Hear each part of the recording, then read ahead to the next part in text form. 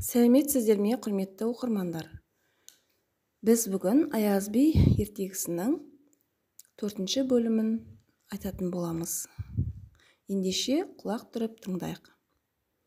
Күндердің күнінде хан Жаманның сөзі көкейінен кетпей, шалқасынан шаңыраққа қарап ойланып жатыр еді. Қырық уәзір кіріп келеді.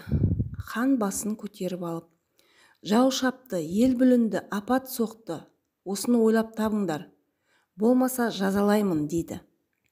Уәзірлер ақылдасып өздері таба алмайтын болған соң, Жаманды іздеп барып, оған ханның айтқанын айтады. Жаман 40 уәзірді құрмет етіп болған соң: «Жақсы, мен жауабын берейін. Хан мен ойлап қапаланып жатқан шығар. Қай-қайдағы есіне түскен шығар. Сендерге де өкпесі болса керек». Сөйтіп жатқанда ханның ордасының күлдіреуішінің бір басы шыққан болар. Жаман болса осыған бір нәрсе айтар еді деп сынайын деп сендерге айтқан ғой. Барып күлдіреуішінің басын салып берсеңдер, ханның қызметі тамам болады деп кеңес береді. Уәзірлер ханға келіп: «Тақсыр, мына бір күлдіреуішіңіздің басы шығып кеткен екен, соны салып берейік» деп рұқсат сұрайды. Хан рұқсат берген соң күлдіреуішінің басын салып береді. Хан күліп: «Мұны кім үйретті сендерге?» деп сұрайды. Уәзірлер шынын айтады. Хан уәзірлеріне: «Ол жаман болса да қысылғанда айла табатын ақылды данышпан еді. Әркімнің пайдасына жарайтын еді. Сендер күндеп ақырында екеумізді айырдыңдар. Егер де ол сендерге ақыл таппаса, сендер де өлетін едіңдер. Біреуге ор қазба, өзің түсерсің деген мақал бар» дейді. 40 уәзір ханға жағамыз деп ханның көңілін аулап күнде ойын той жасап жатса да, ханның көңілі көншімейді. Жаманды сағынады. Бәрі де жамандай бола алмайды. Бір күні хан ерігіп уәзірлерімен аңға шығады. Аң іздеп келе жатып, таудың етегінде қой жайып жүрген бір шалға ұшырап сәлем беріп: «Уа ата, мына таудың басын қырау шалғалы неше жыл болды?» деп сұрайды. «Бір 20 жыл болған шығар» дейді шал. «Бұл таудың етегін қырау шалғалы неше жыл болды?» 15 жыл болды. «Бұл таудың басынан бұлақ аққалы неше жыл болды?» Оған да бір 10 жыл болған шығар. Хан ойланып тұрып тағы да: «Ата, өзіңіз нешеусіз?» дейді. «Ой шырағым-ай, жатқанда екеумін, тұрғанда 4-еумін. Баба, менің 40 асыранды қазым бар. Соны білдірмей жүнін жұлып, күйдірмей пісіріп, қан шығармай сойып беретін кісі бар ма?» деп сұрайды хан. Сонда шал: «Адамна тап болсаң, айтқаныңды да артық етер» дейді.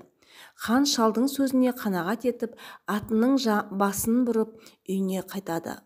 Хан үйіне келген соң уәзірлеріне: «Мен не дедім, шал не деді, соны айырыңдар. Оны айыруға 1 ай уақыт берем.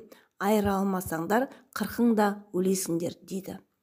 Уәзірлер сасып өздері таба алмайтын болған соң, бәрі де баяғы Жаманға барып ханның айтқанын айтады.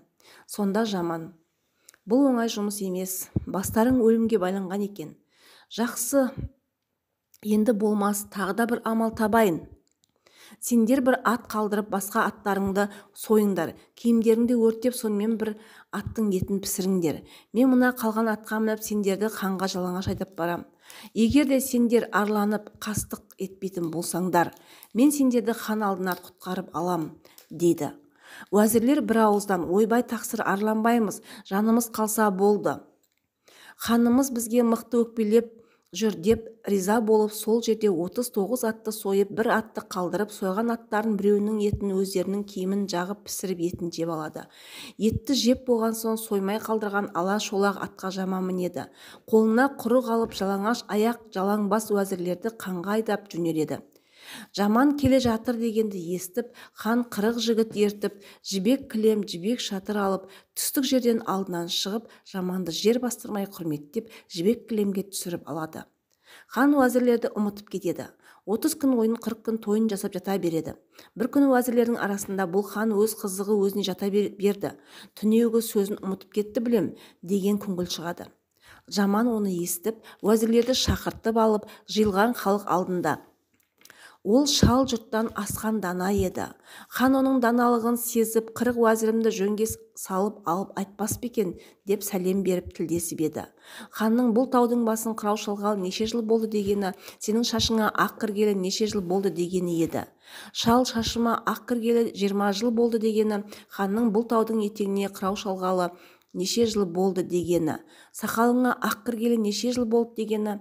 Шал оған да 15 жыл болды деді. Ханның бұл таудың басынан бұлақ аққалы неше жыл болды дегені, көзіңнен жас аққалы неше жыл болды дегені еді.